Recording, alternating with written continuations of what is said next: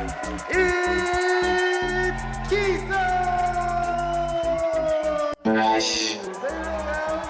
There they go.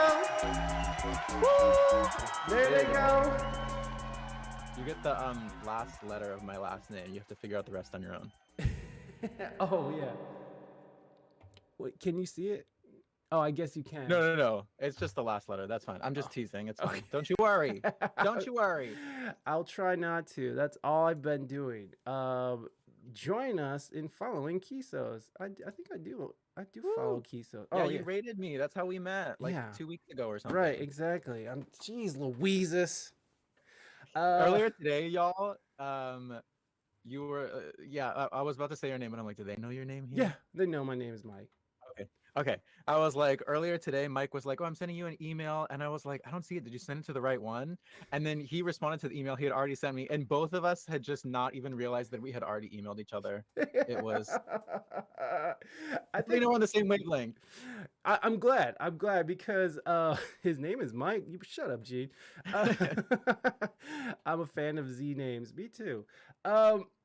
Yeah, I feel like we're just overdone, right? Like we just send so many emails, so many DMs, so many posts, so much stuff. No, especially, of course. Everything is just so crazy. So I that totally got by me because I'm a space cadet. And no, I was glad. I felt so dumb when you replied, and then I was like, oh wait, we did the same thing. Okay. No, we're absolved. That's I was the dumb one. It was I who was the dumb one. No, me. No, me. You hang up.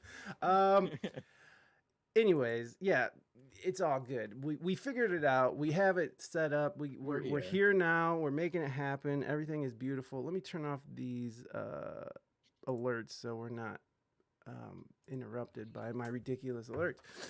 Anyways, how are you doing, Kisos? How's your day going? What's happening?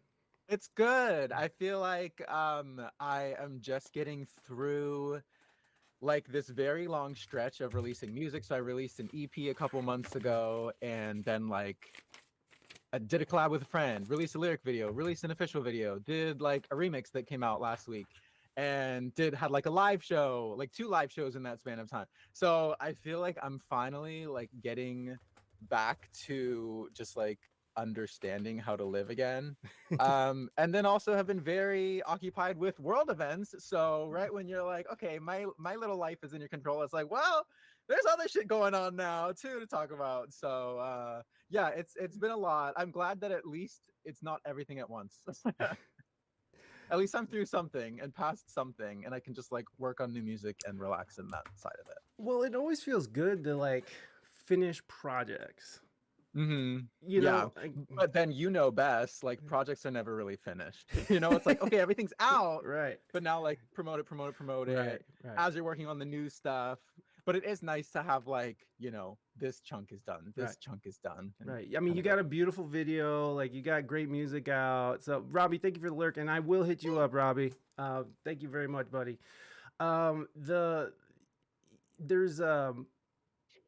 It's just something I don't know. Have you ever had that problem in your life where you couldn't finish projects or you couldn't get something done? Yes, this is the first year that I have released this, where it's something every few weeks or month. All of the times before that, I would tell myself okay, this is the year that I'm gonna release the full project. I'm gonna do multiple singles, and the EP, I'm gonna do it right. But something would always come up, and I would just stress myself out, and I would release maybe 1 song a year. Yeah. So I've been releasing music since 2018. But this is only my 3rd EP, which isn't terrible, but I feel that's usually what people do with album spans of time. No, I've been releasing music. I lied. I've been releasing music since 2016, but EPs. First EP was 2018, 2020, and now 2023. So I'm to release 5 songs, it shouldn't take 2 years. So it's been a growing pain of trying to figure out, okay, how do I do what the algorithms want us to do, while also figuring out how to make it fit what I feel I can do on a timeline. But I also just got a lot more confident in my work and a lot more tired. It's once you hit past 30, you're okay, can we just do that? I'm not gonna, let's stop worrying and let's just release some art. Let's just make some shit, Mm-hmm. Yeah, I feel that so much. It definitely took me into my 30s to actually start putting out work and stuff. I was just so Yeah. busy fucking being a drunk, drugged up asshole. Like I wasn't doing shit. I mean, that You know? happens too. We all It's had our own Kisos. stuff, right? I didn't boof heroin, but you know, I had other things that like took up way too much of my life. And so cut those out too. I was listening. I was listening. uh, I'm never, I've never boofed anything, but after I talk, haven't either.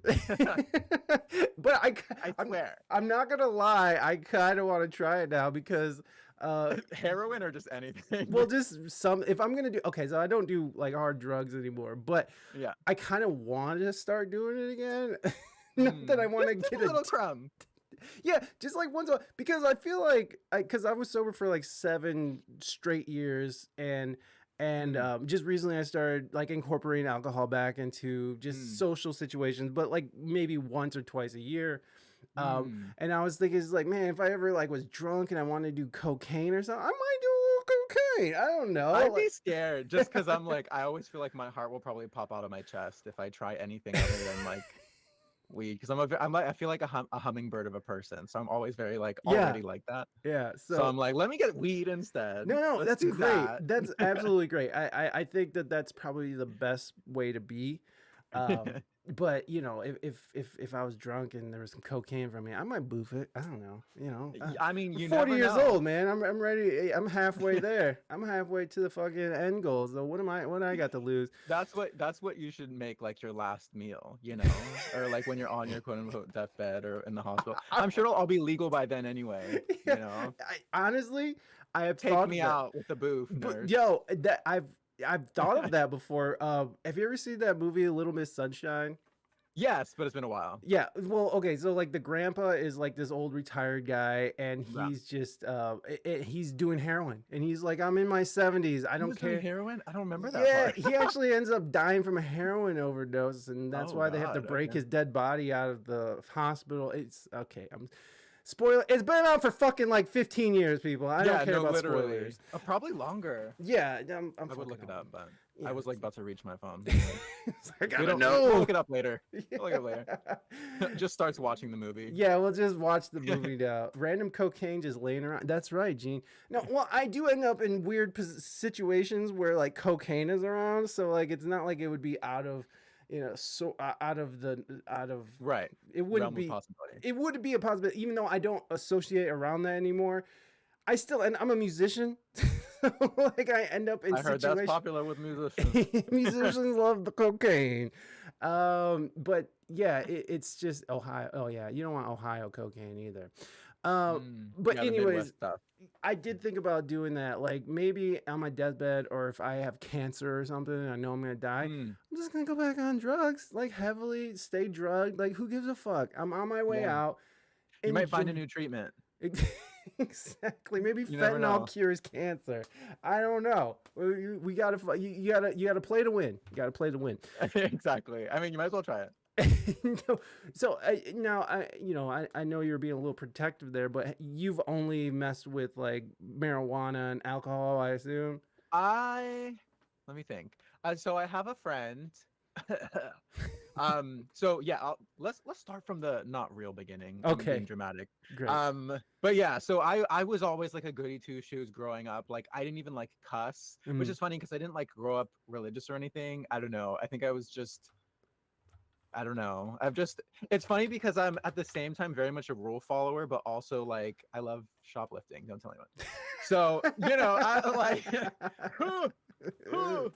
I definitely have become more of a rebel in my old age. But yeah, I was like, I didn't drink in high school, and except for like one time with my best friend, and we like raided our parents like you would call it a liquor cabinet, but it was more like all these little like sampler bottles Yeah. that had accumulated throughout the year, and we just were like going crazy. And then definitely tried weed, and at first I was like, I don't feel anything, but that's just because when you're first like starting out, you don't know how to do it. Now I love weed. My boyfriend is a big weed fan. Yeah. I wouldn't say every night, but most nights. Um, And in the last couple of years, I did try shrooms for the first time. Hey, let's I go. didn't really like it, Oh. but I didn't hate it. It was just oh, thanks for the gift sub. Oh, what is going on? Why is that showing in Google? Oh, because I have my virtual cam on. Moving Oh, Dutchman, okay. I'm thank not you. complaining. I just didn't realize. I was like, wait, I just realized how that happened. That is so weird because I have a sub alert and all the alerts are fucked up because I have everything going. Like I have a kick thing going and I have too much going on through here. At the same time. I feel that. I feel that. Anyways, technology. Yeah, so did shrooms for the first time, but I'm also, here's the other thing. I'm a super like lightweight with stuff. So I didn't know like how much to do because I was like, if I take like I don't know what people say, like 3 milligrams, I think, or whatever, is where you're supposed to start feeling like the psychoactive effect. It's like the minimum amount. I was like, I don't know. I feel like I should do less. So I did like 2, but I didn't feel anything. So I was just like, I don't know. And I did all the things that people say to do. Like my friend was like, go outside and like see if like the leaves are talking to you. And I was like, I don't feel anything. And then I like watched TV. I did cry really hard. I don't remember what show it was now, but I cried really hard at something, and I don't usually like cry at things. So I was like, okay, I feel that. And then what? Oh, listen to music, and I was like, okay, sounds musicy. I just wasn't. I will admit, I forced myself to work on music for a while, and it actually, like, there was a song on my last EP where I don't remember exactly what changes I made when I was on the shrooms, but I know that I made good changes. There you go. So I'm like, okay, there was something there. Some to it. But yeah, and then recently I tried Molly. But I also tried it drunk, which I heard you're not supposed to do. And that's the only time I've ever done it. It was cute. Did you just say it was cute? It was cute, I guess. Yeah. Well, because the thing is, I guess it's kind of like shrooms in a way, where, you know, it has like that kind of like euphoria, mind opening, allegedly. But I didn't take that much again because I was scared and already like really drunk, and I don't drink that often. So I was like, just wanted to be safe. So when it like finally eventually hit, there was a good minute where I was just like this. Like I could tell my mouth, like I was gooning. I was like, not actually, but I was like at the bar just staring at my friend like, yeah. And then later I was like, I don't know. I think I'm just a weed person. I think weed is just like, I just found her. And when I found her, a good edible, I used to be scared of those because the first time I did it, I did way too much. Yeah, that's what usually happens. Yeah, that's what usually happens. But now I know what to do, and I'm like, oh. Yeah, you start small, and then you go up incrementally. There's no, it's not a race. Wallace, what's up, buddy? It's not a race. You could do as little as much as you want, but that's what I tell everybody. It's like because the same thing I hear over and over again. I don't do edibles because and it's like because what, you ate a 200 milligram fucking brownie? Probably. I don't remember what it was. But my friend gave me like a dose of whatever it was. It was like chocolate, but they gave me like a full dose, but the full dose was also a double dose. So I probably did like quadruple what I should have done. And yeah, a lot. I remember like spinning in the circle and realizing I was like spinning like a minute later and being like, oh my god, help. How do you stop this thing? No, luckily I threw up and actually like fixed it immediately, and I was like, oh okay. Well, that's funny. It's funny that you say that because on shrooms, when you throw up, you usually feel better after that as well. So it's like after you threw up, it's just like whatever the poisoning that's happening in your body, you sort of get it cleanses out. that stuff. I guess I don't. But like it doesn't work with alcohol. But I guess it's because we drink so much, and it probably like the liquid. I don't know. Well, it dehydrates. We're toxicology experts now. Yeah, of course we are. Of course we are. Just recently, I became a Israel and Palestine expert. So just I don't know. There's no holds barred anymore. You can learn anything. I do my own research always. Yeah. Which is not a bad thing, by the way, everybody. You should do your research. No, you should. But you should also verify it all. Yeah, no, it's like I read that Jesus came down with bombs and bombed those Palestinians because Yeah, he is not he wrote happy. a warhead. Yeah, he wrote a warhead into fucking the Gaza Strip. Yeah. Oh god damn. Yeah. So yeah. Anyways, the drug thing is it's good. I think it's a good thing that you're not somebody who's like, I want to just go and fucking do coke and whatever, like No, I'm just scared of things. that's good. It's good. You should be scared because here's the thing. Now these kids with all these fucking drugs these days, it's like it's all has fentanyl in it, and they're all dying, and it's like you don't know what's in this shit. It's scary, man. So a Yeah. big deterrent for me to try drugs out in the world now that I'm fucking old is that I don't want to die from fentanyl. It's like you don't know if Right. it's cocaine, you don't know if it's just Molly, you don't know what it is. It's just taking random drugs is dangerous, especially when you're a middle-aged man like myself. So you gotta be careful. But maybe boofing will be okay. I don't know. I heard it's better. I heard it's because you don't need as much. there you go. There you go. There you fucking go. It's settled. But Next time I see some fentanyl laced cocaine, I will be boofing it.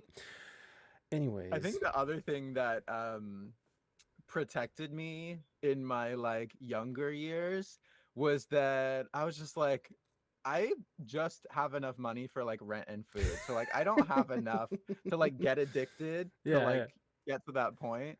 Yeah. So I was like, okay. And now I'm just like used to other people like buying weed or whatever having in the house. So I'm like, I never have to like look for anything. Are you out in California? I'm in New York City. Well, technically New Jersey. That's now, right. That's right. But I'm from California. Okay, there it is. Yeah. There it is. I knew there was California. What part of Cali? I'm from like the Bay Area. Bay Area. So like San Francisco area. Oh hell yeah. I love California. I used to live in San Diego for years and years and years, but it's so funny how different the Bay Area and San Diego is. It's just like a different world. Oh, 100%. From south to north, it's just different, but fun all the same. What brought you out to New York City? To do music. So like I went to school like near my hometown, also close to the Bay Area, and I didn't study music. And after I graduated, I just got like a marketing job because I was like, oh.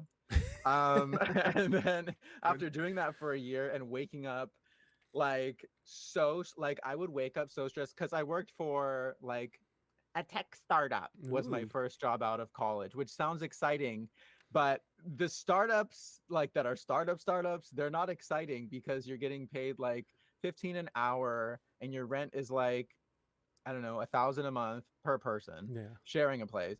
And your boss will call you at like 6 a.m. to like yell at you about some emergency and you're not even awake yet. So I would like wake up and like have to shit. Like I would have like panic shits in the morning. And after going through that for like a year, I was like, I don't think this is healthy or normal. And I was like, you know what? If I'm going to be this miserable here, like let's move somewhere else and figure it out. Because New York City was actually cheaper where I was living. And I was living in San Mateo at the time, which was like 30-ish minutes outside of San Francisco. So I was like, I can live in Manhattan for cheaper than living 30 minutes outside of San Francisco. And I won't need a car. Yeah. Like all these other things. So I was like, okay, because I thought about moving to LA.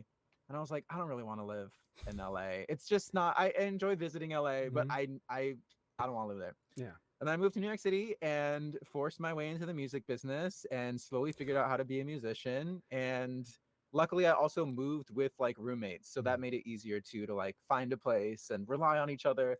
Because whenever one of us was like, I don't want to go, I'm scared, the other two would be like, shut up, bitch. When my roommate was scared, I'd be like, shut up, bitch. Yeah. And then we all made it out. Yeah. And we've been here for like 9 years. 9 years. Wow. Since like October 1st. Yeah. Wow. That's awesome. I mean, yeah. And where'd you move in Jersey? I live kind of near Newark. Like I'm in a suburb, but I'm still close-ish to the city. So it's nice because I'm like, after the pandemic, I was like, being in New York City for this price and like not knowing what's going to happen next, if things are going to kick back up, but also just being kind of tired of it because I come from, like suburbs originally and having space. I was like, we need to try to find a house. And I got so much unemployment money during the pandemic. They were giving out so much free money. So much. So much. So much money. So I just saved up a bunch, and my roommates and I all just saved up a bunch, and then we got this cheap ass house because on the East Coast, houses are like, well, it probably might be more like Midwest prices. Because on the West Coast, if you want a cheap house, it's like 600,000. Right. On the East Coast, if you want a cheap house, it was like 350. So it's like expensive, Right. but like with 4 people together, and like our powers, aka life savings combined, we barely squeaked it out. So, but I will say, house owning is a scam that we are learning very quick, especially if you don't have money, because you have to buy like a house that like needs a lot of work, and then you have to spend a lot more money over like the next year. But anyway, but I like being in the suburbs. Yeah. I definitely wish I could have like my cake and eat it too, and like be even closer to the city, but it's not like terrible. It's like within an hour I can be in the city and like go to concerts still and see friends and all that stuff. And my rent now is like $600. Yeah. So which is manageable. Manageable. That's definitely manageable. On a musician's salary, even I could pay that, baby. Well, so what do you do other than streaming and what else are you doing in music? Yeah. I do kind of like music marketing stuff, but not that much. Like I have crafted a life of not working very much. That's and awesome. Well, I should say crafted a life of not working very much for money. Like I just make sure I have enough to like cover my bills, save a little bit, be able to take a nice little trip here and there. And by nice trip, I mean like, like a nice weekend trip, or like fly home to visit family. And the rest of the time I just spend on music and creating and all that stuff. So I actually used to feel like a lot of shame around that, because I'd be like, oh, all these other people like have to work really hard, and I've like, I felt like I scammed the system to like have the life I live, which makes it sound so extravagant. The life I live with my three-way sign in the background and my basement room. Yeah. An hour outside of New York City where there's nothing near you. But you own it. It's your basement. You own it. But yeah, then I was like, okay, you know what? I don't mind. Like, basically, my choice for me was freelancing and not freelancing very much, or freelancing a ton, or getting a 9-to-5 and just waking up having to diarrhea again every day, And I'm like, I would rather be poor and have genuine happiness. And I mean, what more do I need to say? I'd rather be poor and be happy. I'd rather have money and be happy, but that's not an option yet. So I would rather be poor and happy versus rich and sad. Period. I'm with you there, man. Because like because the pandemic was a weird time for I think a lot of artists and stuff, and it forced me to sort of reevaluate what I wanted to do. And I went full in on podcasting, and me and my wife write music, and we write music, but we were playing at bars and shit every weekend, and I was doing it maybe 3 or 4 times a week with different projects around town and stuff, and it's exhausting. And as much as it's like, because I felt what you're saying when you're telling people, yeah, I'm a musician, and they're like, well, I fucking roof in July, so fuck you. I feel that there is sort of an imposter syndrome that sort of comes with that, but it's also you did work really hard to get to that point. It's not like not like you just sort of floated into it and it's like, well, I'm going to do this now, and so fuck you, roofers. That's very true. Yeah, like when I moved to New York City, it was very much the like stereotypical thing of like, I used my life savings to move here and like support myself for a few months while I had an unpaid music internship, because it was the only place that would hire me, because I had no experience. I had no music degree. I studied international relations, which I loved, but I just didn't know what to study in college. I was just like, well, I guess I gotta go and figure something out. And I just knew I liked languages. But yeah, and I was like living in a living room in New York City. I slept in a hammock for years because there wasn't room for a bed. And honestly, hammocks are a great way to save space and money. And they're actually, if you get a real hammock, they're cheap and they're very comfortable once you get used to them. But yeah, like, I did all that of grinding, and now I'm like, okay, I'm in my retired era, but now that's like my creation era. So yeah, so there's nothing bad with, there's nothing wrong with that. That's pretty amazing. I mean, I know going to San Diego was tough and figuring that out and trying to break in the music scene, but New York City is a place where people go to like Mm, do that. yeah. And so that has to be intimidating. And you know, how did you sort of break in? Because I like that you said I forced my way into the music business. Yeah. So how did you find a way in, and especially to, and were you working? Were you just a musician as you were living in the city, or were you also like a waiter or N- whatever? And no. So, right. So, okay. So when I first moved to New York, I got this music yeah, internship. And after a few months, they did hire me on, and I was like, so okay, perfect timing, because the money was ready to I'm out of go. It money. was ready to go. Yeah. But the only thing was, and my first job was a music publicist Ah, in New York City. So, cool. because I wanted to learn how to like become a musician, because like you're saying, it's like, okay, I know I can sing, I know I at least, I know how to write a song. Doesn't necessarily mean it's good yet, but you know how to do the basic things. I can play some instruments, blah blah blah. But then you're like, okay, but how do I like get my music heard? How do I get people to come to my shows, blah blah blah blah blah. So that's why I tried to find this music publicity job, and I got to see through that exactly how artists kind of like take these leaps and steps. And even though it wasn't like a perfect line of do XYZ and then all of a sudden you make money, it was at least like, okay, I can see that I have to make music, and then I have to send that out to people, and I need to like post on social media. Like some stuff I already knew, like very Mm. basic, obviously post on social media, but also just like how to write a pitch and a press release and little things like that. So that was invaluable. The company was terrible though, and they paid $12.50 an hour. So even though I was making money, I was like, okay. But the great thing about being underpaid, oh, which I hesitate to say, but the great thing about that was I realized, wait, if I get a better paying job, I can actually work less hours and make the same amount of money. Because I was like, oh, I didn't realize I can actually survive on this little money. So after a year, I quit that job and got like an administrative, like assistant, like front desk thing for Mm. like 18 an hour, but it was only like 3 to 4 days a week. So I was making about the same. Mm. Um, and that's when I slowly started to like have more time to like work on music and figure things out. But I also wasted a lot of time because there's also so much self-doubt. There's like just so much goes into it. And also it's one of those things of like once you get to an older age, you're like, oh my God, but I wasted all those years. And it's like when you look back and really judge it correctly, you're like, you didn't waste any time at all. You just had to do other things to get to where you are now. Mm. So don't waste where you are now, bitch. Stop complaining. I get to work. That's really what it is too. And being in a city like New York City and for me San Diego, which is like they love day drinking and it's like sunny all the time, so it's Yeah. barbecues and beaches and butts and drugs And boobs. and boobs and everything. It's so much to distract you.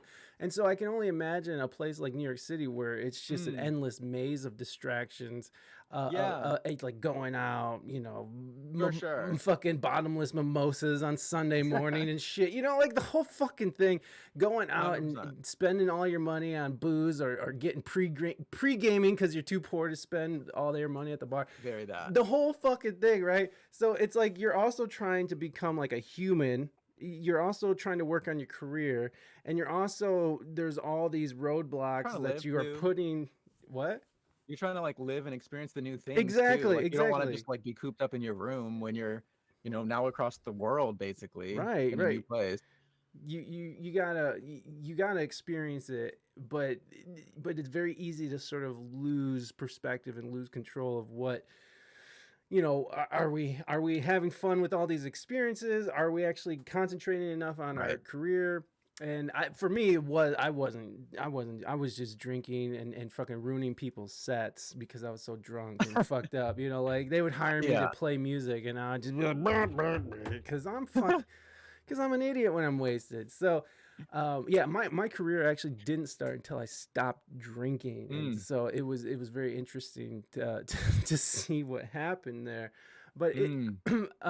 how was that with you? Were you able to sort of control that side of it, that like I'm gonna go out and have fun and then actually get to work when you're getting to work? And were you good at balancing that stuff out, or was there a period there where you were just sort of like just having fun and doing your thing? Yeah, I was definitely not good at balancing it. So I was so one of the other important like lore things that happened with me. So basically I'm bi and I had never been with a guy until after college. So I was in like a 5-year relationship with a girl until I graduated college. And then the person I moved in with in San Francisco area, we ended up, he was a friend from college and we ended up both kind of being like, Hey, yeah. oh. And so we got in a relationship and he's one of the people I moved to New York City with. Oh, right. But we were also both kind of like had never really experimented and like done stuff like that. So when we moved to New York City, we were like, let's be open. And that was like cool in theory, but then I got very addicted to hooking up because when there's like 50 hot people around you, because in New York City, you know, there's like I don't know, 1,000 people on any block, you know, Right. like I don't know exactly the population. I'm making things up, but like in Manhattan, like these high rises, there's a lot of people in there. Yeah. And I mean, New York City is pretty gay. Yeah. So Good and I, gay. for a couple years, like I was definitely addicted to that. And honestly, it's something that I still like work on these days because there's other like even though I'm in the suburbs, I'm like there's Snapchat. It's very accessible Mm. ways to do that. So that's one of my beasts I have to keep slaying in my addictions. And it took me a long time to stop doing that because I would spend hours a day like looking for the right person and going over like probably pretty much every day. My body count is crazy. That's tight, dude. I wish that was my life at one point. I mean, at one point it was, you know, but like just slaying them dragons, dude. It's so fun. I think everybody should, right? Like everybody should like experience that. I Everybody think should. so. Everybody It should. makes you better at sex too. He does experience. And you know, I know that there's something that's vapid about just meaningless sex, and it can be draining, but I feel like when you're young, you have sort of a gas tank, right? And you're Oh, just for sure. right, and you're just sort of using up your gas Yeah. until it's to that point where you're like right now I'm 40, fucking throwing my dick around right now sounds awful. I Too much have work. Yeah. children, okay? I have a wife. That just sounds like a bunch of nonsense. I have no Yeah. time or want for that. Mhm. Not to say that I don't like looking at big butts and boobs on Instagram, but it's like Right. I'm not I know what you mean. It's more like, okay, I can like right. But like I'll be over here. when I was in my 20s and 30s, like I was not loyal to anybody. Like fuck you, this Yeah. hoe was not loyal, and like No, I I was wasn't just either. yeah, I was bad. I was bad. And you know what's funny too is like I've always thought this about people who are bi. Is like, man, they get the best of both worlds. Like they get to fuck everything. And I was like, that's fucking dope to me. Like I was just like, okay, It's true, but I will say a lot of times as like a bi guy, most women are like, mm, but you gay though. yeah. And I'm like, well, especially now, because I mean, like, look at me. I'm like wearing mushroom earrings. I talk very gay. So I'm like, I don't blame you, girl. I don't blame you. Yeah. But if you want to come over, I'll big show We you. can still hang out, baby. So but yeah, so honestly, it was mostly just hooking up with guys. Sweet. But still, yeah, that was a big distraction in my life. Very big. Yeah. We used to have a emo. It was a big bouncing butt because we are the butt sluts here. That's our Oh, I community like that. name is the butt sluts. So I didn't come up with it. Okay, they decided that You just encouraged it. You know, your community is a reflection of you, Mike. it really is, and I I'm do just talk kidding. about ass a lot. So it's like I don't know. It happens. The funny thing is, until I was gay, I didn't start appreciating butts.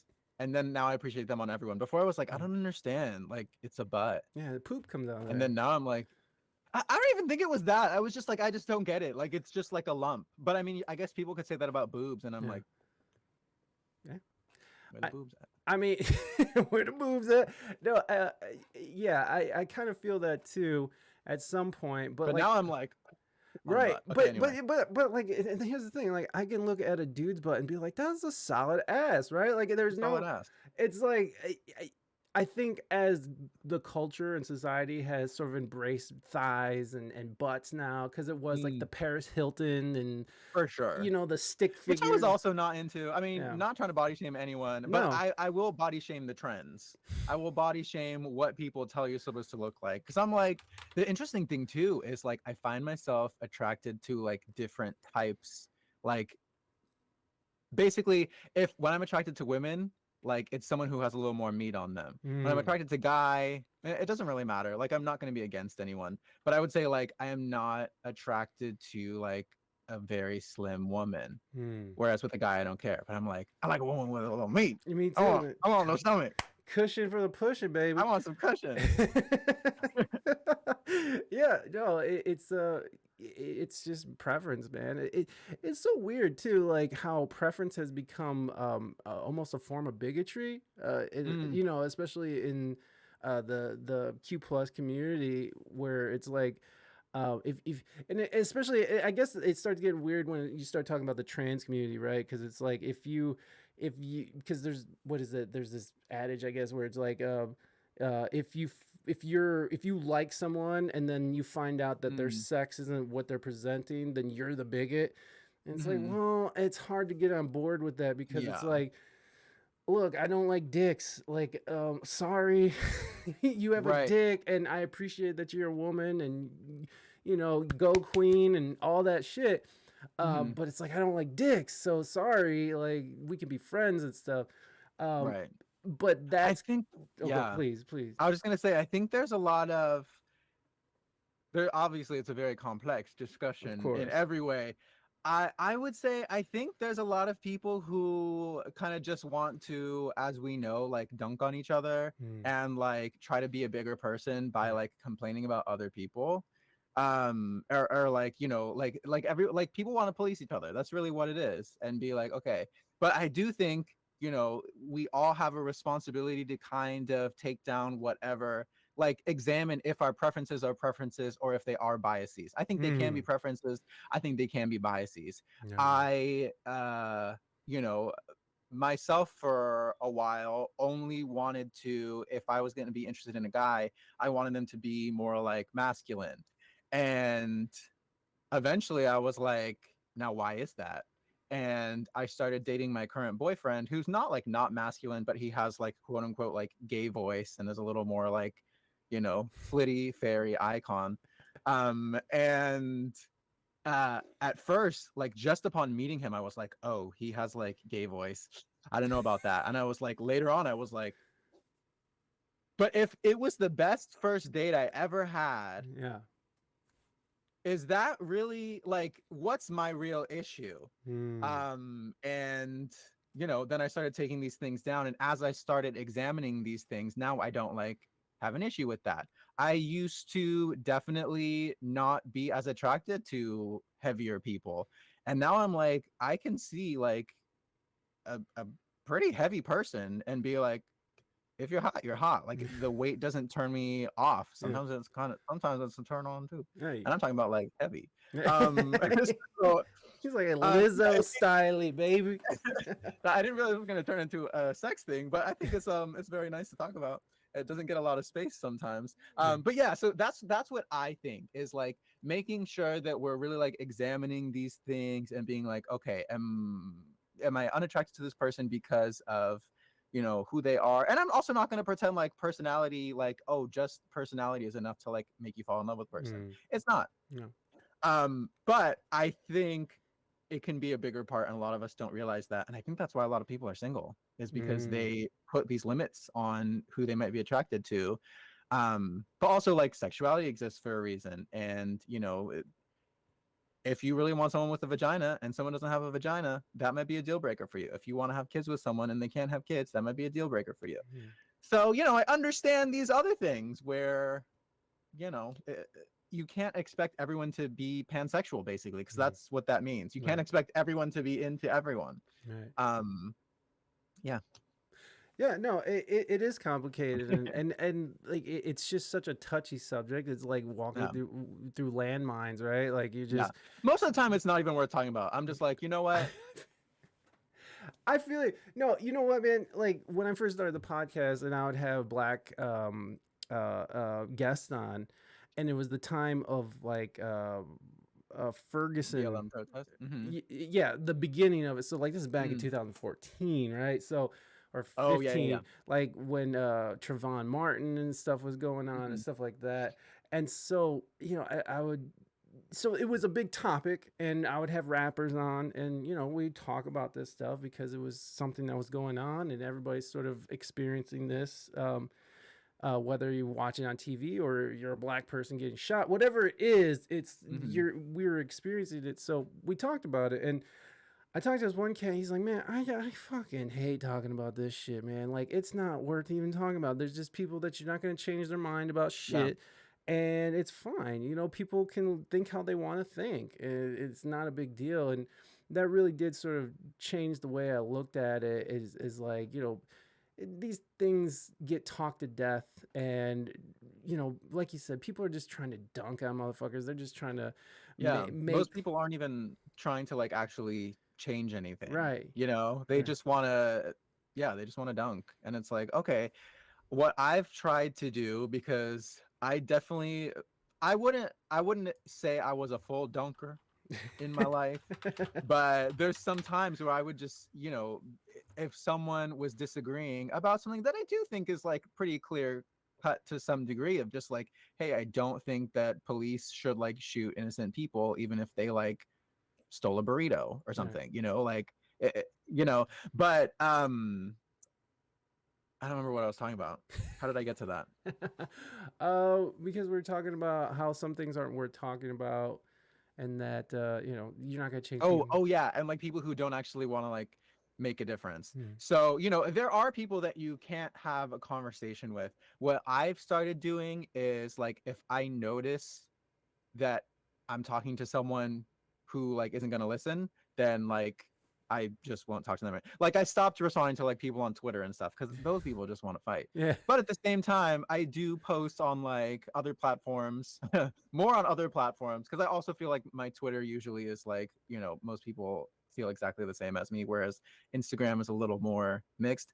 Hmm. But lately I have been more like, okay, let's have more like open discussion. Like if you have questions about this stuff, if you are actually trying to learn, like hit me up. And I had a few people actually hit me up, or just trying to like approach it in like a kinder way, Yeah. because that's the other thing, is like a lot of times when people are trying to like educate someone, they're more just like yelling at them. Right. And so we have to find this balance of like being kind and open while also like not taking bullshit from trolls who just want to like rile you up. Hmm. So, and I think a lot of people are still learning that difference. Yeah, absolutely. And the way that we communicate online is very unnatural to human Yeah. communication. So it's like, I mean, some people don't even mean to offend somebody, and it's just they took it out Oh, of yeah. context. They took the words out of context in their own head, and they're just like, "Oh, he Right. hates the Jews," and Right. So it's like, Or they might like not even speak like English as their first language, and then all of a sudden you're fucking yelling at them, and they're just genuinely like, I'll see comments of people who like have to write like, because they're scared, like in the comment like 4 times, they're like, I truly genuinely am trying to understand. I've tried to like look things up on my own. I'm just confused. Can someone please help me? I'm not trolling. Like they're like over explaining to just try to get someone who isn't going to yell at them. And I'm like, it's terrible that we've gotten to this point, because there's terrible things going on in the world, yeah. and we're not making it better for each other. But also just the people who don't want to listen, I do want to choke them out. So it's a balance. You gotta find balance. No, I mean it really is, and it sucks that it's come down to just another dividing line between how people talk and how people are. They self-censor because again they don't want to offend people, which is fine. Like I don't think it's wrong for people to sit back and take notes and be mindful of what they're saying and what they're putting out into the world. I think that's Yeah. really good, and that's probably a good thing that's going to come out of this whole wave of wokeness, I Social guess. justice, yeah. Yeah, social justice. That I don't know, because it's starting to recess. You can see it with people pushing back and like with that Bud Light thing, right? Dylan Mulvaney and the Bud Light thing. Bud Light's still suffering from that, which I thought was stupid. Like, who cares? Who cares if they made Right. Dylan Mulvaney a fucking Bud Light can? Yeah, I didn't realize it was like, I thought that she like had a whole campaign and it was literally just like a can, and I was like, y'all are this mad about, it was like, one even if you are like fully transphobic, I'm just like, that makes you that mad? Like, what? right. Most people don't even know most people don't even know that happened. Like, you are so mad about this thing that 99% of the world doesn't even know happened. Right. No, I can't fathom it. but it did have real world consequences where It people did. stopped buying Bud Light. And I was just at a wedding over the weekend, and and thank you, moving Dutchman. I turned off the thing though. I was just at a wedding this weekend, and uh, no one was drinking the Bud Light. It was an open bar, and nobody was drinking the Bud Lights. And so I started asking people. I was like, why did you get a Bud Light over why'd you get a Miller Light over a Bud Light? And they're just like, man, you know what? And I'm in the middle of Ohio, so like, right. So it was like a mix of Mexicans and really white people. So it was a very, but everybody was on this board with like, fuck Bud Light. Interesting. It was very interesting to me, but I am in the middle of the country, so it's a little different. It's a little different out here. No, for sure. But it's interesting because I think a lot of Ohio people, would be like things that like New Yorkers would be like, you care about that? I don't understand. So and that's another reason why everyone needs to like just like take a pause when we're like actually talking to each other and just be like, okay. Because for me, I'm always just like, okay, what is your issue? And not even in a confrontational way. I'm not phrasing it right. See, now I would get yelled at. What's your issue, bitch? That's not what I'm trying to say. How can you say about issues? I'm traumatized. I'm trying to like ask like, okay, what is the core issue that you are finding with XYZ thing? With the people who actually want to talk. And yeah, and I don't know what I was gonna say, but basically that. I'm like, let's get to the real root of it. Like, are you boycotting this because you actually care? Or because like you think you're supposed to? Is it because everyone else is doing it and you don't want to be like the black sheep or whatever? Which I get too. Like, if everyone else around you at this wedding is not drinking Bud Light, do you really want to be like, I'm taking a stand? Like, bitch, shut up. Just do what the other people are doing. It's fine. Just relax. You don't have to put yourself in like firing line all the time.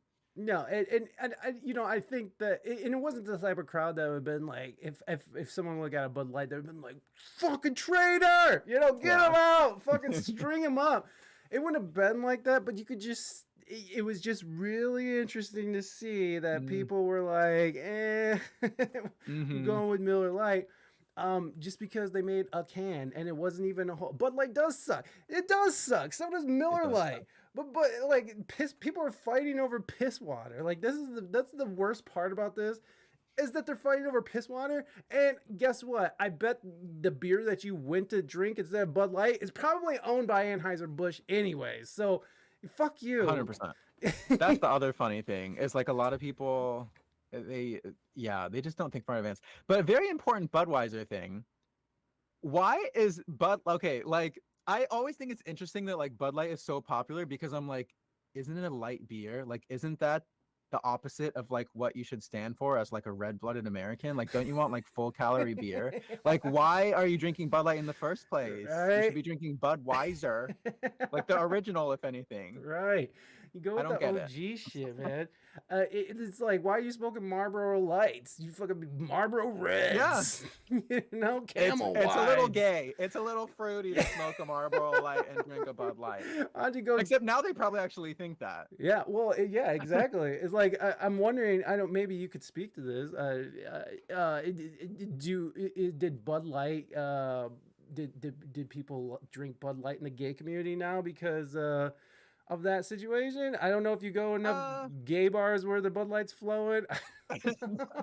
I think most gay guys stereotypically aren't really like beer people. I like beer. Yeah. I even like bad beer. I'll drink piss water, like Bud Light, not actual. Oh yeah. I'm like, I'm not that stereotypically gay. I'll drink but like I'll drink anything. Okay, maybe I am. Anyway, um Hey. but I mean, I feel like probably like little people on social media were like, ooh, and this is making the homophobes so mad. You know, like Yeah. again, like going back to like dunking culture. Right. I don't think anyone actually has like no. So I feel like it was all just like everyone loses in that situation. Like, Oh yeah. Well, it was silly. The whole thing is fucking silly, but it was fun to sort of like see Kid Rock shoot things. I guess shoot the Bud Light. It was just oh yeah, it was funny to see the meltdowns. yeah. To me, it was hilarious. Like it's fucking. It's like I don't like Trump, but I like watching him like roast people, and I think it's funny. Oh yeah, But I can't stand the motherfucker. I'll agree with But that. but it's hilarious when he's like taking people to task. Now I'm Because not he's trying. very shady too. He's Yeah, very yeah, like yeah. He like I just can definitely see him like he throws shades he's like no like, I one got else. you, bitch. Oh my god, there's this one thing that I play over and over again where he's debating Hillary Clinton and she's saying some shit and he's like Donald Trump wouldn't do blah blah blah and he's like that's because you would we would never want Donald Trump to be a president because and he interrupts. He's like, "Because you would be in jail," and the whole Oh, I crowd remember goes, that one. "Oh!" Like, which is very funny because the whole politicians are just creepy fucking scam artists anyway. So Yeah, to see people get like called out like that, I think was a huge right. awakening for a lot of people to sort of be like, "Oh shit, he you can do it like I mean, that." that was the appeal, yeah, for sure. Yeah, Of it's like, like oh, completely anti government. He was saying shit like the fucking Iraq War was fucking was a basically a false war that we just went in and stole resources. Like what presidential candidate ever said that shit before? mm-hmm. But anyways, I'm not trying to talk about Trump because Oh no, he it's just okay. pisses I me mean, off. we're going all over the place. That's the point. Yeah, We just well, go with the flow. hey, we're going with the flow. It's just how it goes. So you studied international relations in college? Mm-hmm. I had no idea what I wanted to do in college, and I had really liked studying languages. Like I Mm. studied German randomly all through high school. I think we talked about this when you came to my stream because I was like, my dad didn't teach me Spanish, even though I was born in LA area, and as a kid, I was like, I want to know Spanish. But in high school, I was like, I don't want to learn Spanish. Everyone learns Spanish. Let me learn something different. So I learned German for 4 years. Absolutely loved it randomly, and then went to college and was like, how can I like learn more languages while getting my degree? Because I didn't want to just get like a degree in a language. I was like, that's useless, baby. So I studied Spanish. I studied a little bit of Arabic. And I did actually focus on like North Africa and the Middle East in my like international relations studies and courses. Mm. So I'm definitely not an expert because that was also 10 years ago. But yeah, that's why I am passionate about like Palestine. I'm also Armenian, so like Oh, our people were genocided like oh 100 yeah, years ago. yeah. So there's a lot. That's why, but that's also why I'm like, okay, but I didn't used to know anything until like college. So I'm like, let's share little things here and there Yeah. and have some discussions. So where so in this whole, you know, Israel Palestine thing, are you Mhm. are you one of them pro Palestinian people? I am. Mm. Um, and I'm happy to have a discussion about it too. So I think the interesting thing that a lot of people don't know is that basically Britain was like, hey, do y'all want a new, like, Jewish people were like, we need a home. We need a new home. We need a safe space after World War II. And then Britain was like, okay, we'll carve you out some land over here. And they just kind of plopped down in Palestine, and the government forced them out of their homes. And then Jewish people just started living in them. And then when the Israeli people were like, or the Israeli government was like, you can come back now, but they didn't let them back in their houses. And they were like, you left actually. So like, this isn't your house anymore.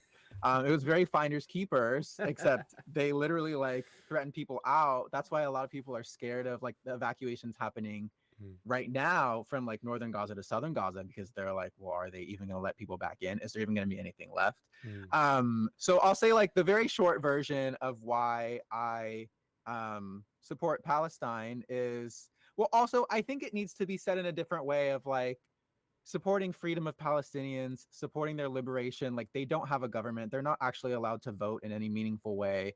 As you've probably seen in the news, like they don't control their movement. They're not allowed to like leave Gaza even before the war. They don't have their water and electricity, food can all be turned off in an instant. So I would never defend Hamas's actions of, you know, killing 1,400 people, but it's one of those things where you can't like poke a bear in the eye for 80 years, and then when it finally bites your arm off, you can't be like, oh, why the fuck would you do that? It's like, okay, you don't have to excuse it, but it is clear why that happened, because when you've been living under absolutely no freedom for so long, you're going to revolt. And I think that's why so many people in other countries, and you know, especially people of color in the US who can relate to some of these things and feeling like they're under the thumb of the government, also feel solidarity with Palestine. But I'm happy to talk more and like and hear how your opinion has developed, what you're feeling, and yeah. Well, like I said, I just recently became an expert, so I'm Yeah. pretty well informed. No, I actually have a cursory knowledge of this whole situation, but No, it. that's fine. I'm not judging. Well, I mean that's good. That's good. Let's live. Let's not judge. Let's listen. Yeah. No. I am absolutely pro freedom of Palestinians, and I don't like the idea of people being diminished or abused and literally kicked out of their homes, kids murdered, fucking, people in Right. prison for, no reason really. Yeah, I'm pro-life. Mm-hmm. Exactly. Movie Yeah. attachment. I'm pro-life. Actually, I'm not even pro-life. But just to clarify things, everybody, flush them if you got them. That's terrible. But yeah, I think that I share a similar feeling as you do. But I do have a sense of backing Israel because there is a sense of camaraderie between us and them, Mm. and I do have this like this dedication to America, and I'm proud of America. I'm not proud of our government all the time. I think our government's been terrible and Mm-hmm. ineffectual as fuck, but it's definitely I'm definitely like, hey, I get it. If we got attacked, which we've been attacked 9/11, we went and murdered millions of brown people. So Mm-hmm. I understand, and those people want revenge. They want blood, and I don't think it sucks that these people have to sort of live with that in the Gaza and the West Bank. But it's also like, fuck, dude, what do you expect this country to do after you just mercilessly murdered all these people? So it's a complicated thing, because then it's like you said, you can't poke a bear in the fucking eye for 80 years and not expect it to Right. attack. So it's obviously it's hard for me to even balance out in my own head, but I don't. I follow Sean King, who, I don't know if you're on stream when I was talking about him, but he's doing a really good job of sort of covering the horror that's coming out of Gaza right now, and Mm-hmm. I guess he helped get some hostages freed and shit. But anyways, he's super social justice warrior, and he was huge BLM back when Mm-hmm. BLM wasn't. Yeah, I remember his name. Yeah, okay. Well, anyways, now he's just like so pro Palestine, and showing all these images. So it is heart wrenching to see babies being carried out of rubble, dead children. It was hard to see these women who were bloodied in their private regions, because they're raped by several men who just went in there in Israel. So it's just a really discouraging situation, because Yeah. it's hard to sort of nail down like who's the bad guy here. And I guess you could say Right. it's the Jews, but like they also And there's another thing too that I see this argument, especially coming out of the pro-Israeli side, is like, well, that land was occupied by Jews back in the biblical times, and it's like, well, okay, but how far are we Yeah, back? Are we gonna go? Are we gonna go give back the land to the Native Americans that our colonial ancestors came and destroyed, raped, and pillaged? No. In fact, we'll probably end up taking more of their land. Not that it's a right, right thing, but it's right. more of a might thing. You know what I mean? Yeah, It's like that's a good line there. It's not right, but it's might. it's not a right thing, but it's a might thing. So it's shut up, moving Dutch. I mean, we're not giving nobody back shit. It sounds terrible, but whatever. Then we'd have to give back Mexico, and fucking California's dope, dude. So like, do we really want California and Texas to be Mexico? No, we don't, because Mexico fucking is kind of booty.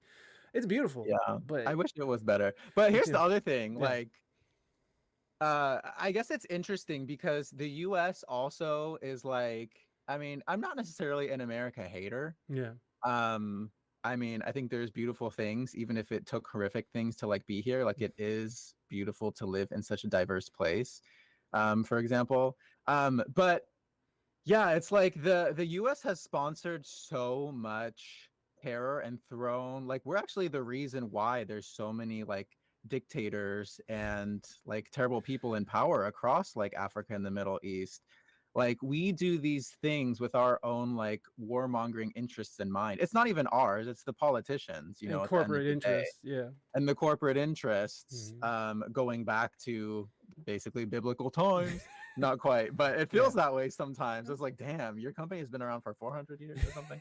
Right. Right. No. um so I mean, yeah, I also think it's, even though I think people see Palestine quote unquote as the good guys, at the end of the day, what people are actually asking for isn't like one person to beat the other.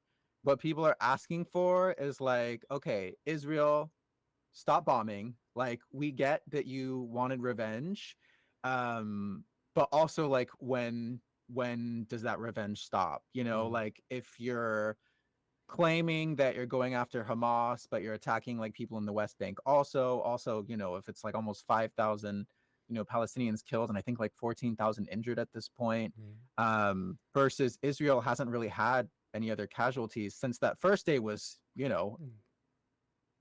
speechless, Yeah. like terrible. But yeah, so I think what people are trying to do is get like the global community to be like, okay, first off, we gotta stop bombing Palestine.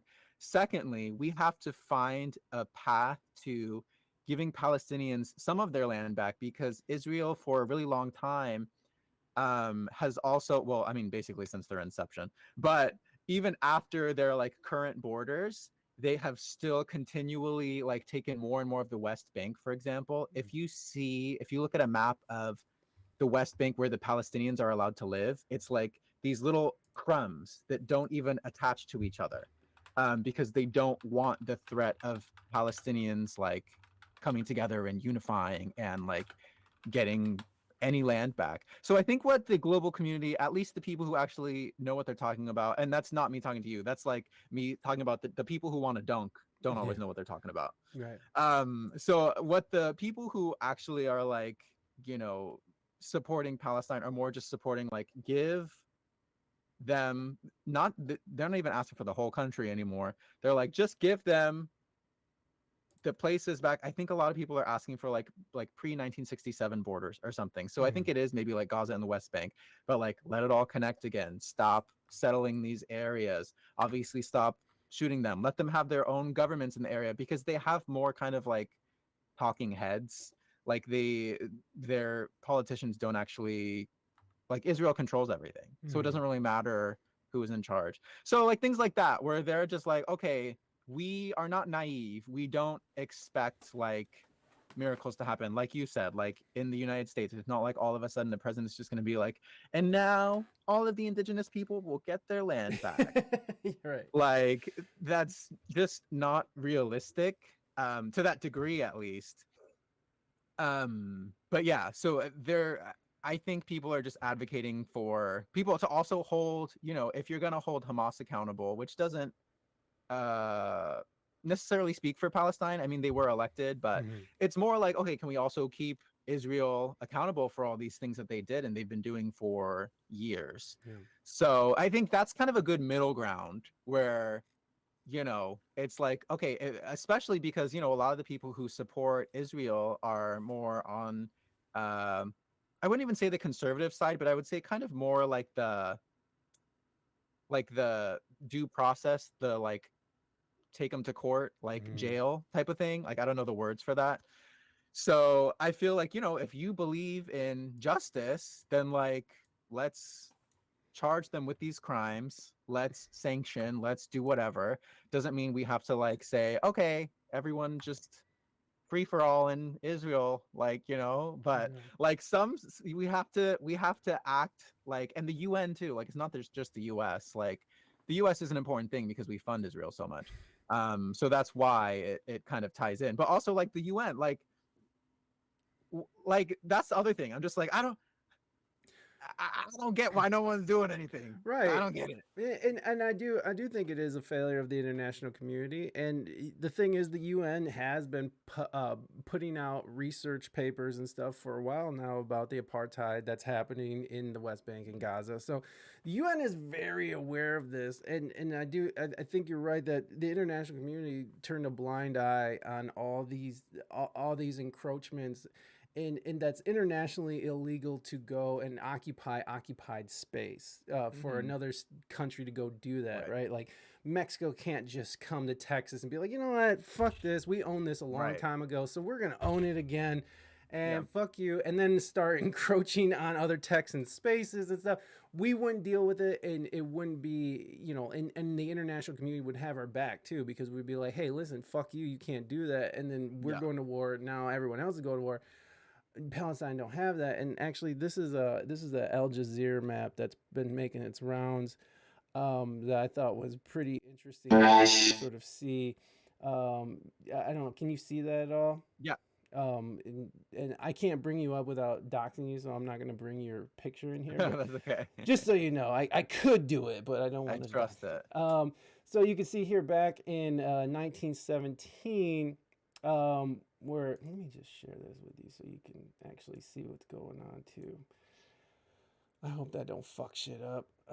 And it didn't. Cool. So as you can see here, like back in 1917, there was very little Jewish control, and I think this was Tel Aviv, where the Jews were they had their people there, and so after World War II in 1948, the Zionist military forces expelled at least 750,000 Palestinians and captured 78% of the historic Palestine. And so here is when Israel was sort of formed and carved out, backed by the international community. And then 1967 was Israel occupies Gaza and the West Bank. During June 1967 war, Israel occupied all of historic Palestine and expelled a further 300,000 Palestinians from their home.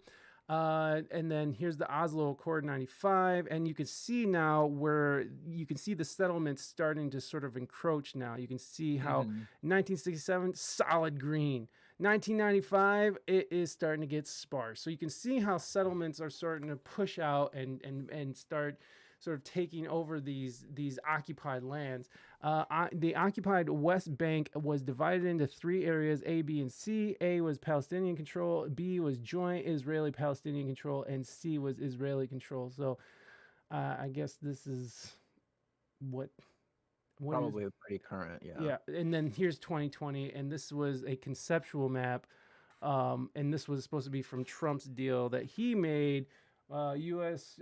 President Trump plan allow Israel to annex huge parts of the occupied West Bank and give Palestinians control of only 15% of the historic Palestine. So over the years, you can see how Israel sort of encroached into occupied Palestinian territory, and that's illegal internationally. It's a crime. So what they're doing is actually a crime. And the international community has completely turned a blind eye to it because Well, there are allies or whatever. Right. Why else have we Well, that's turned? the thing. It's like everyone, and it's also why I think basically no one wants to go against Israel, because if they go against Israel, they're going against the United States. And if they're going against the United States, they're going against like all of Western Europe. So that's why it gets tough for people to speak up. And even, I think a lot of Arab countries, this is complete speculation, but, a lot of people right now in the conversation are talking about, like why aren't some of these Arab countries stepping up more to like take in refugees and things like that. And I think it could be like secret pressure from, like Israel or US to be like, actually like don't. Or, or the Arab countries are like, well, we'll just be next. Like if we take Palestinians in, yeah, I think it's very interesting because I don't have like many friends in the Middle East, but because we live in such a social media society, I do have like a couple friends in Lebanon, for example. And some of them are like, yeah, I mean, Israel's just like bombing the south of Lebanon. We're not involved in this. I mean, I know there's like Hezbollah, I think, is there, which is like another terrorist organization. Yeah. But the people I'm talking to, they're like, we literally just want peace, and that's all we've ever wanted. And yeah, I mean, from there, the network gets really complex and history, because it's like, why does terrorism exist? And it's like, well, if you trace it back, it is actually like, I saw something, I don't remember, I need to like look it up and read it because it was more in passing. So I also don't know if this is confirmed, but I assume it is. But it was something I think that happened in the 60s with the US, and it was basically how like modern terrorism came to be and how we like first put it into power in Iran. And it's like, oh, okay. Oh, okay. Because I mean, war makes money. We got to talk about that too. War makes money for economies. So we're like manufacturing our own fights in all these different areas and keeping them destabilized so we can like go get some oil every couple years. And it's a lot all around. Right, right. No, we definitely Lockheed and Lockheed Martin and Boeing, all their stocks have just gone through the roof. Yeah. Like, and plus, well, Ukraine, right? We're still in Ukraine, Mm-hmm. and that's making a lot of people lots of money. Yeah. And that's that corporate interest, right? That corporations can have such control over our politicians to the point where it's like, nah, we should definitely just go to war, right? Like I supported you, Yeah. I supported your campaign, and fucking we did all these favors. Now it's time fucking for you to pay up. And here's the thing, I feel like if the US fattened us up a little bit before doing these things, way more people would have been okay with it. Like if they like got rid of some student debt, if they like sent Mm. out some stimulus checks to help out with these things, because a lot of people too, what's pissing them off is like, hey, why are we about to pass this $105 billion like spending bill for Ukraine and Israel and also like the Mexico border, when like we could use that for like health, like they all the politicians love saying like, oh, we can't do universal health care, we can't fix homelessness, we can't blah blah blah, which is like, it's not like those are easy things to Yeah. just enact. But budget wise, I think I saw it was like $30 billion is all you would actually need to like fix homelessness in the whole United States. Yeah. Or like, I'm sure there's another number about like ending hunger and things like that. Or like, at the same time, not only are they not giving us things, but they're like cutting benefits for like SNAP and Medicaid and all those things. So it's like, girl, I'm sure so many like red-hearted, red-blooded Americans, if you just gave us a little bit more, I shouldn't say us because I'm not including this, because I would be against it no matter what. But I'm just like, from a strategy perspective, if you want to do something that people aren't going to agree with, just give them like a lollipop first. Like all you had to do, like apparently I should be a politician, except I that would be so stressful. I couldn't. But Yeah, like it's all you had to do was give everyone a lollipop in the form of like more tax credits, yeah. when they file their taxes, and announce that. And people would be like, okay, I don't know much about this war, but I support Biden because I'm getting more money. And Yeah. then, they just elect him again and sign off. But But that's not how it works. Because there's no money in ending homelessness, right? There's no money oh yeah. in ending Maybe for the real diseases. estate people, but then it's Eh, gone. Like yeah. once they build it, it's like over, Yeah. Oh, well, It's like why people make, or why Apple makes like the iPhones break or whatever, or they used yeah. to when they got caught with that. Because it's like, well, they want you to keep buying more. Planned obsolescence. Yeah. Yeah. Yeah, it's part of it's ingrained, it's built in. It's like they want a way to keep money flowing. I just saw that Pfizer is their stock is tanking right now, and because a lot of people are upset with Pfizer, and there's some lawsuits going on with vaccine Mm. injuries and such, and Mm. and their stock is going way down. So I'm like, okay, so when's the next pandemic coming? Because Right. Get your money. Pfizer needs a fucking re-up. They need a Brought to win. you by Pfizer. Fuck you. Pay me. Thank you, Pfizer. I appreciate that. And it's like, thank you. I don't know what's That's going on hella with funny. these alerts. They're pissing me off. Wait, but like it's interesting, and kind of bringing it back to the Israel conflict, and even it connects to Pfizer and the vaccine and everything, because there was a time when you couldn't say anything about the vaccine without people hating Mm-hmm. you, or calling you want to kill your mom, to kill my Right. grandma, and you don't have any, you don't care about anybody else but yourself. And it's sort of same thing. You could sort of see the thread where it's like, if you mention anything about Palestine or being pro-Palestine, you are anti-Semitic, and that Right. was a huge part of the conversation. And so, like, now that we're sort of getting past these, like, it's all coming out, all this censorship shit, and Right. everybody's sort of, people are starting to be able to talk again about certain things, not everything.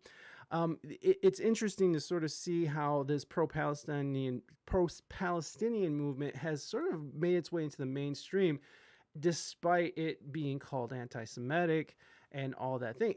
To me, when you call shutting down a conversation by calling someone a name like anti-Semite or anti-vaxxer Right. is just them shutting down the conversation.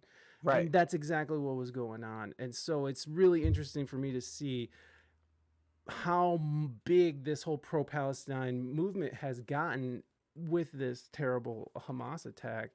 Mm-hmm. I don't know. That was a big diatribe, but No, I it's get just it. I mean, I very much agree with that. I think a lot of that's what I was feeling a lot of. And I also think it's interesting that 2 weeks later, like I'm not trying to say all of a sudden, like, just pretend the first Hamas attack, didn't happen. But I do think it's very interesting that in like all these interviews that I'm seeing, they still start off with, like, when they're interviewing like a Palestinian person, like an analyst, like it's not even just an activist, it's like someone, trying to give their expertise on this situation. And they're like, now tell us, do you condemn Hamas? And it's like, girl, I condemned Hamas 50 times, like, in the last week. Like, how right, many times do I have to say this? right.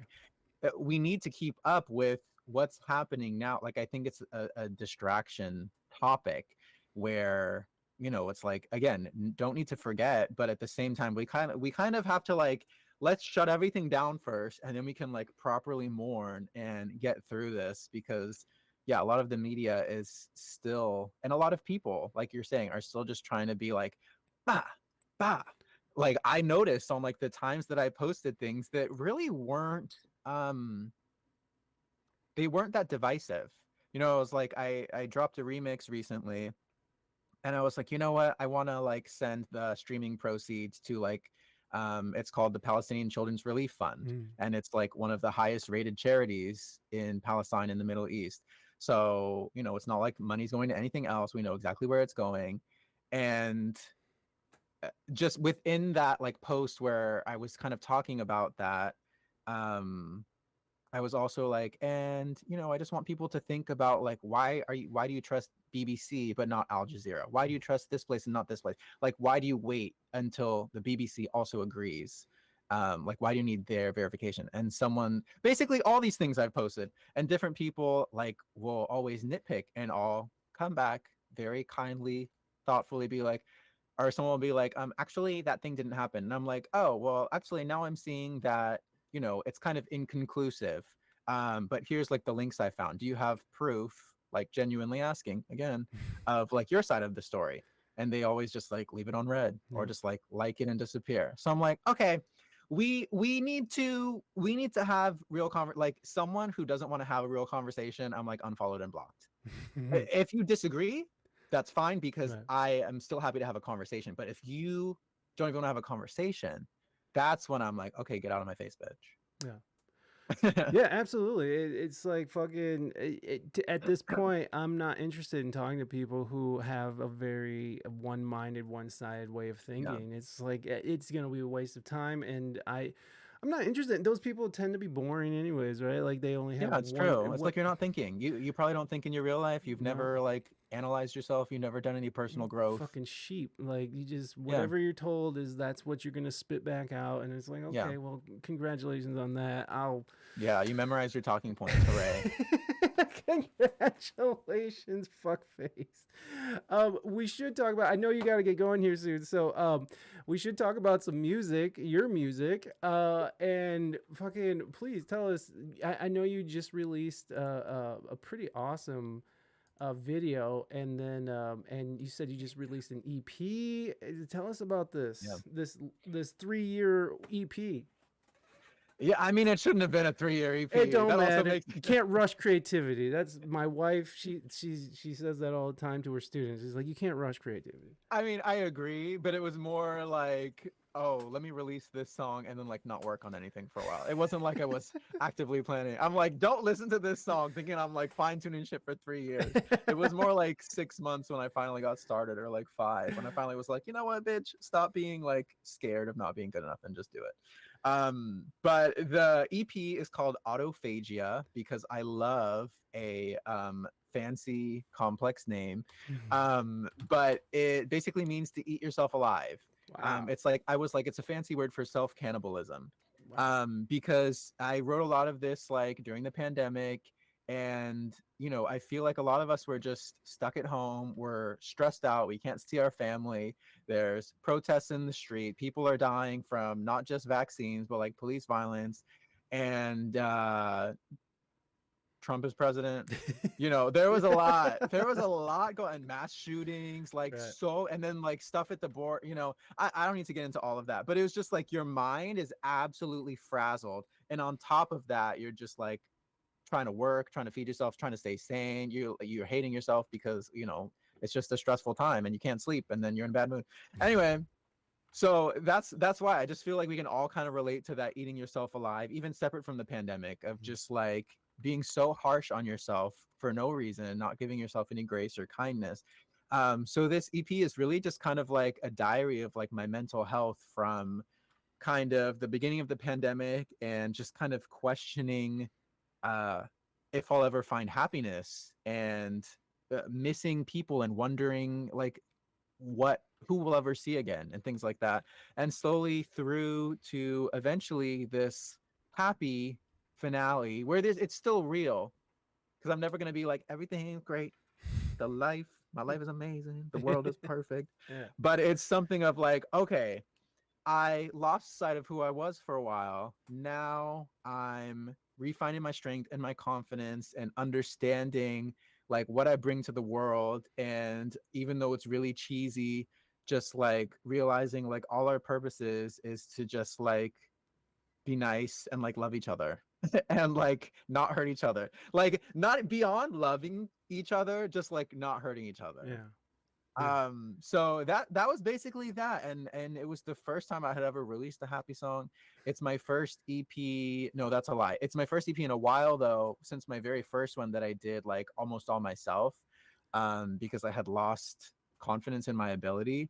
And so it was really nice to just like make music, do whatever the fuck I want, know that even if it's not perfect right now, like this isn't my last project ever. I'm just gonna keep creating, keep getting better, keep having fun, and just release a lot of that pressure. Yeah. There is pressure though that builds, and it's like you release the valve, and it's just like, oh, it's like when you have to pee really bad and you start peeing, and like and you finally make it to the toilet, and you're just like, thank you. It's amazing. Love a good piss moan, dude. It's the greatest. It's the greatest. it's dude.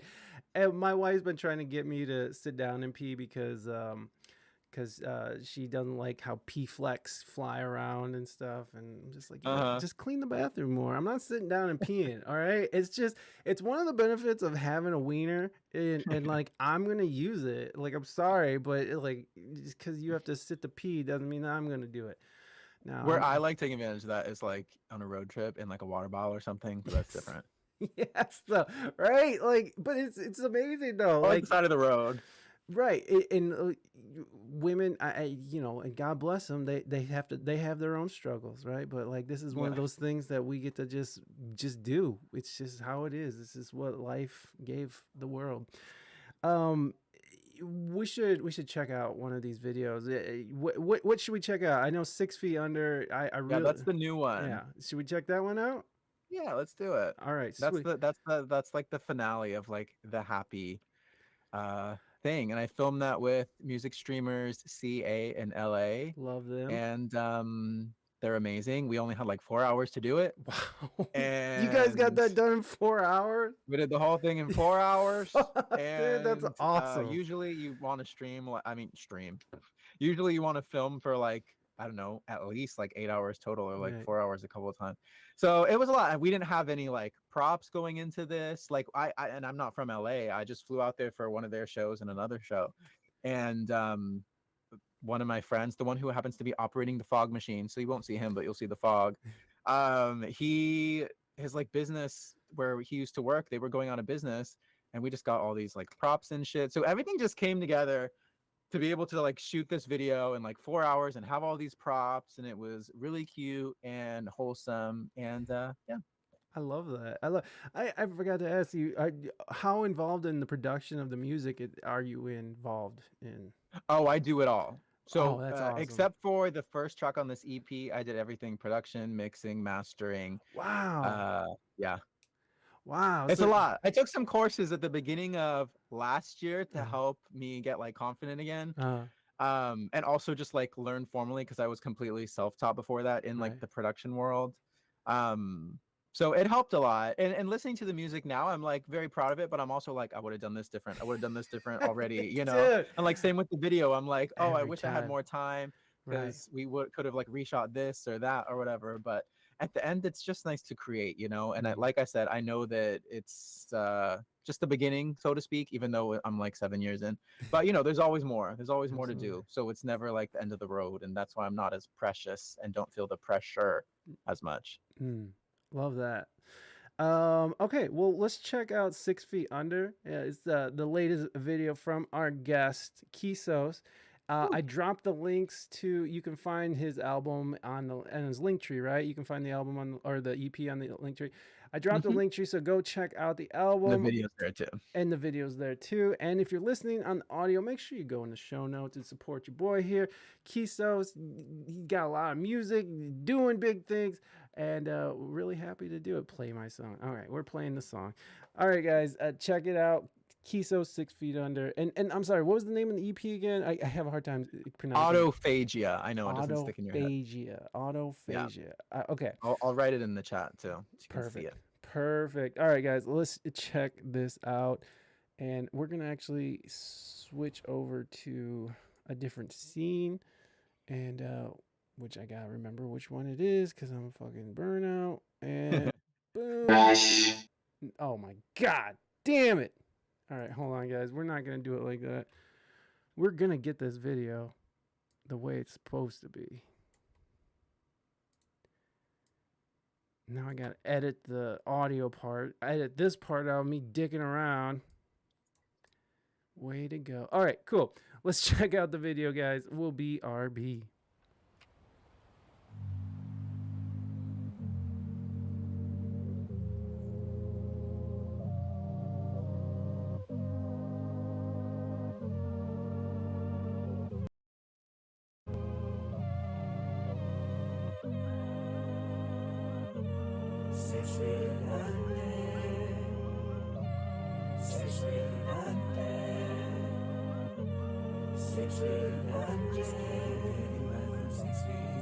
I'm missing something. My vision's blurred. Spinning my senses. in a world of time. Choking on things I had to prove these lies that filled the tomb, denying I was dying, spiraling to find the truth. Won't self-cannibalize, I'll photosynthesize. I'm desperate to survive. Won't let you bury me alive.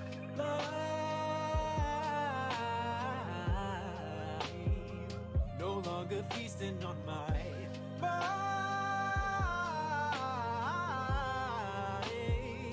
No, slowly recovering my sense of wonder in order to get back from 6 feet under. Now I'm getting back from 6 feet under. Oops, I stopped the track. 1 sec. I'm for something you know I can't explain. Nurtured the healing, blooming from the pain. Oh, thought I was losing everything, refusing who I am, confusing where I've been with everywhere I'll ever be. Kinetic energy flowing inside of me. I'm fighting for my peace. Won't let you bury me alive.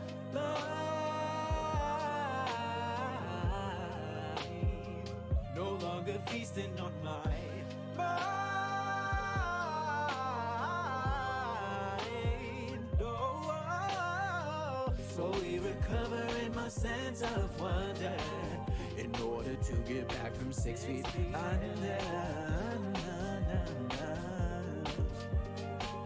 'Cause now I'm getting back from 6 feet under. 6 feet under. 6 feet under. Oh, 6 feet under. I'm messing up. If everyone returned to artifacts and favorite memories, sipping lemonade, swinging underneath the oak trees, playing hide and seek, catching crawdads in the creek, paying forward all the love that you won't let you bury me alive.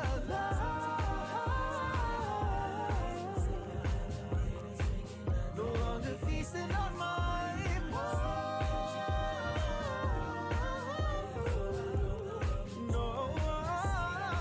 slowly recovering my sense of wonder in order to get back from 6 feet under. Hey, no longer feasting on my mind. I guess I'm doing just fine. Where's my two favorite children?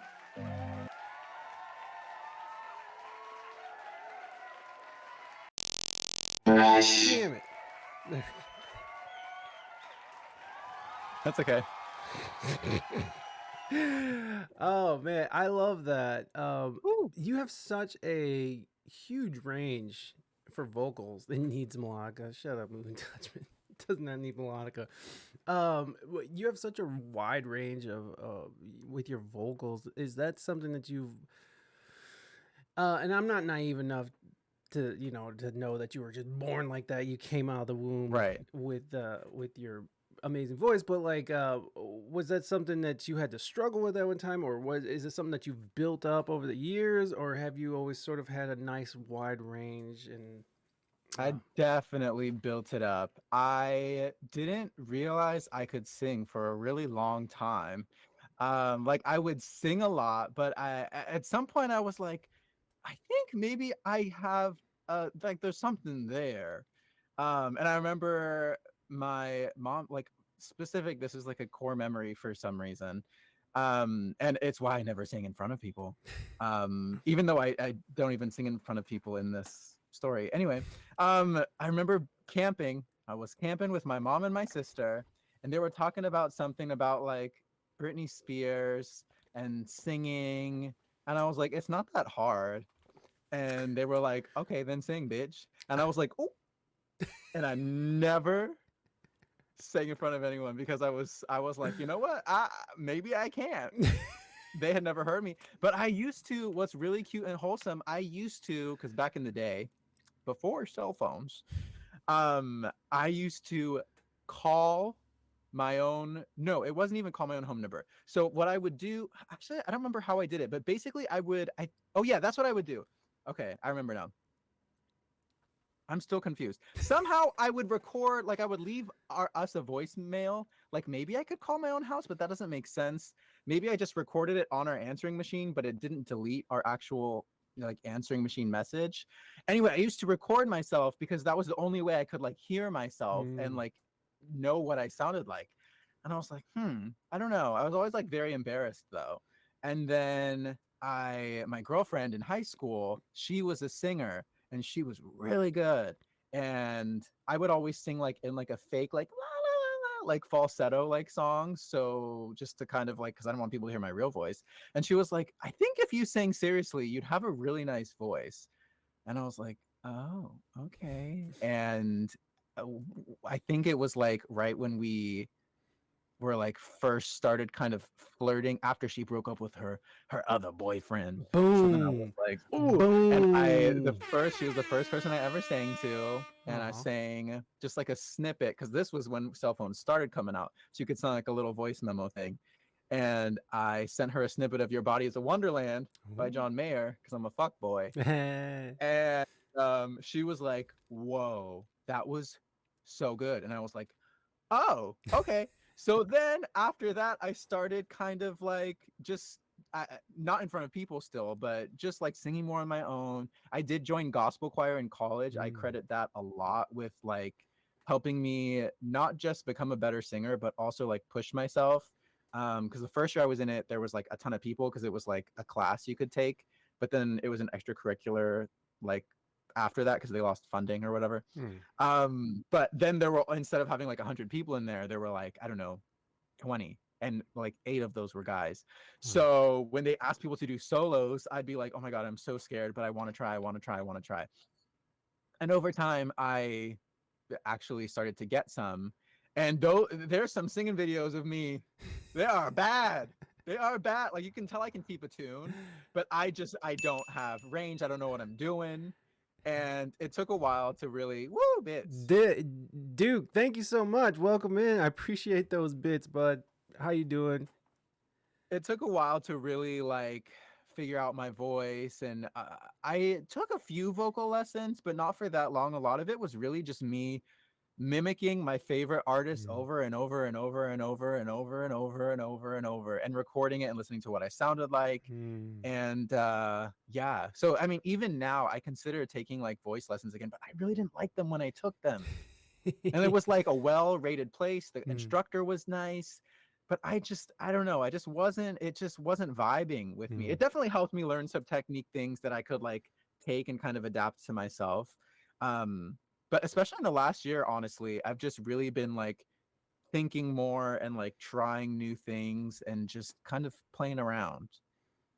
And yeah, just letting it run loose a little bit. Yeah. Like having some control, but like letting it kind of be a little dirty and screechy sometimes, and letting that be a unique and like special thing instead of like something I'm trying to correct. Right.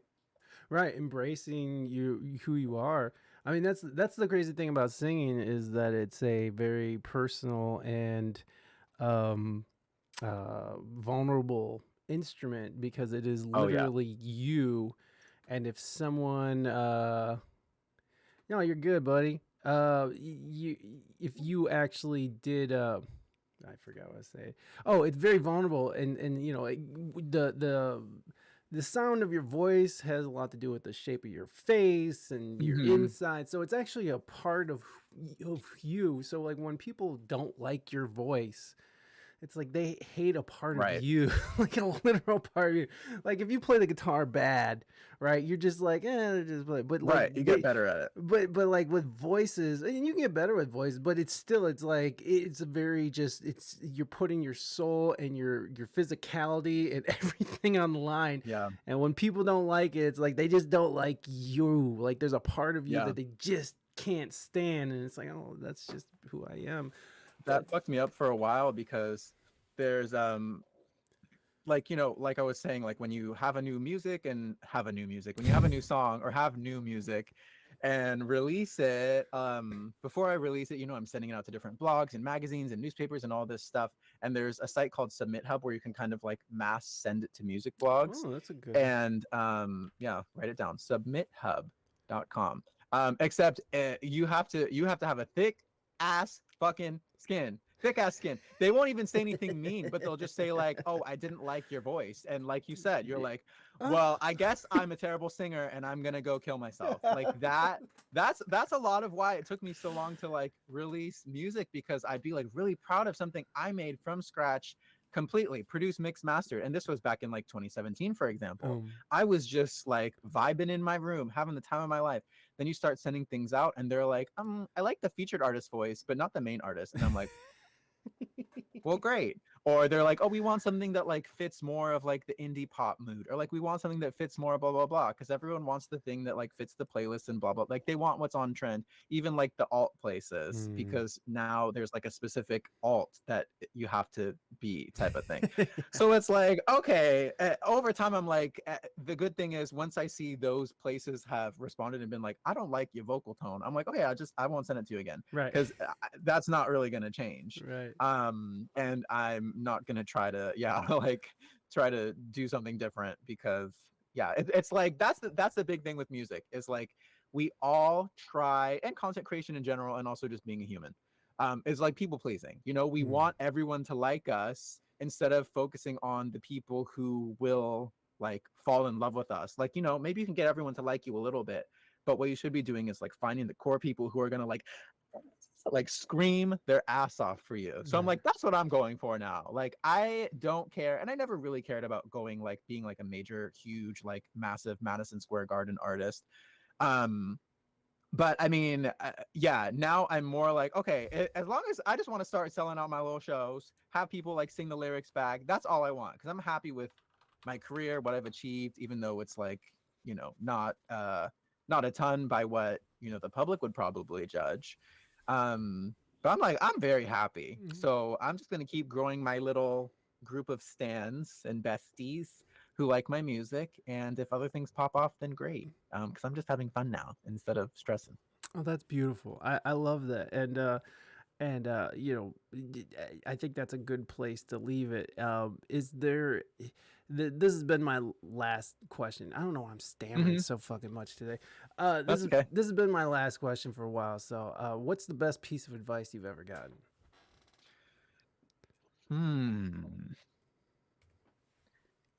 It's hard to think on the spot, but honestly, a big thing that I've realized this year is that all those cliches that we hear as kids, and they just get worn out. So by the time you're an adult, it's just empty words. But all those things about like be you are like really real, actually. Like being yourself, because like, again, going back to music, like you feel like you need to, like, my biggest song, the only reason I made it was because I wanted to impress people. I didn't necessarily, and it's the only song I ever spent like a shit ton of money on. I spent probably like $3,000 on making this one song called Happily Ever After. It's like a top 40 pop hit because I felt like no one was paying attention to my music. And I'm like, you know what? Fuck you guys. I know I'm an amazing musician, and I'm just going to do what everyone else wants for a little bit so people will like me. And then that kind of fucked me up, because then once I popped off with that track, everyone wanted more of it. And I'm like, I don't want to make more of it. Like, that's not who I am as an artist. When if I had just from the start stayed stronger in making what I want to make and being myself and following my own unique voice, because everyone can make a top 40 hit. And that's really not a joke. Like, anyone can do what these major artists are doing.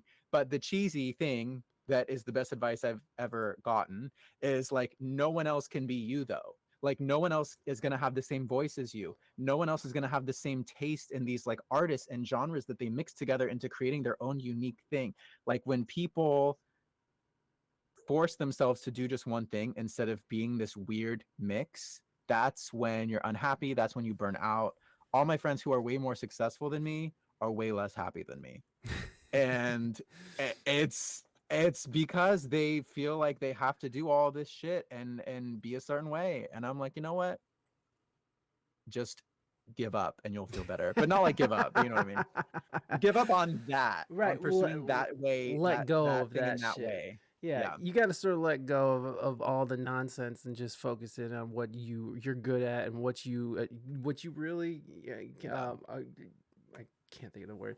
You gotta just focus on what you're good at and what you want with it, because it's like, I don't know, like working on. I'm sure you've dealt with this, and then I'll let you go. I know you had to go like a half hour ago, but but it's like when you're having a hard time on a song, right, and like you're stuck and you can't make it work, and it's just not coming together. It's pretty draining, right? Like it really it takes it out of you. So like sort of going to where the juice is, going where your energy is it's actually it invigorates you, and it makes you feel better, and it makes you actually want to go back to that other song and be like, okay, I need to finish this fucking thing, and maybe it comes out better. Yeah, It's like, when people say when you're like cooking with love and shit, it's like, no, that's real. Like people can really feel the soul of it. Like this, when I released this project, people were like, oh, I cried multiple, like a lot of people were like, oh, I cried. Like this shit got me. This shit made me feel things I haven't felt. And objectively, it's not like perfectly produced. It's just some dude in their basement, like making this music. So, I mean, that was what was special. And I will say, as we were talking, one piece of advice, actually, because I kind of did a cop out, even though it was very real, honestly. That was a good one, though. One piece of advice that really like helped me stop stressing, which is all advice is cheesy and corny, but anyway, was you can't fail at what you're meant to succeed at. So instead of like stressing and feeling like, oh, if I'm not doing all these things, if I'm not posting on TikTok, if I'm not doing this, I'm not doing that, you literally can't fail at what you're meant to succeed at if you just like put your head down, do the work, and just keep trusting your voice. That's really all you need to do. So after that, I was like, okay. And honestly, by releasing all this stuff, like I was saying before, I released like a track or two a year, which isn't a great release strategy. But what I tried to do this time was like kind of more back to back. And I realized like, oh, because that's what I thought, like, oh, this is what the algorithms want you to do. And I'm like, no, this shit kind of fucked me up. Like it was like so stressful, like releasing nonstop. So I'm like, okay, you know what? I'm just going to, in every aspect of my life, just keep doing me, trusting my gut, like all that shit, and making sure that, sorry, one more advice, now it's coming to me, is like the question, I guess it's very what would Jesus do, but it's like, are you doing it for the right reasons?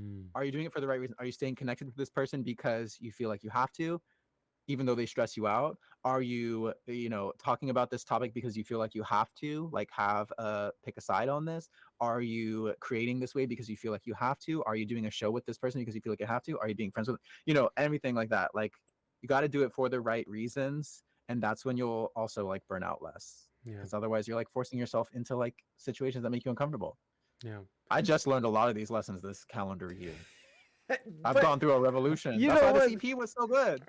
There you go. Well, that's the thing, right? Like, and you said you just turned 30, or I turned 32 in August. Oh, okay, dude. You know what? Yeah, that's when we're not counting the pandemic years, so that's why I'm like, I feel like I just turned 30. Gotcha. Well, that's fair. That's fair. I don't count them either. No, I think that I think that's beautiful, honestly, and there's I don't know. I think that's beautiful. All right, can we just fucking give a round of applause to the wrong thing, to the beauty that is Kisos. Kisos, thanks for the love.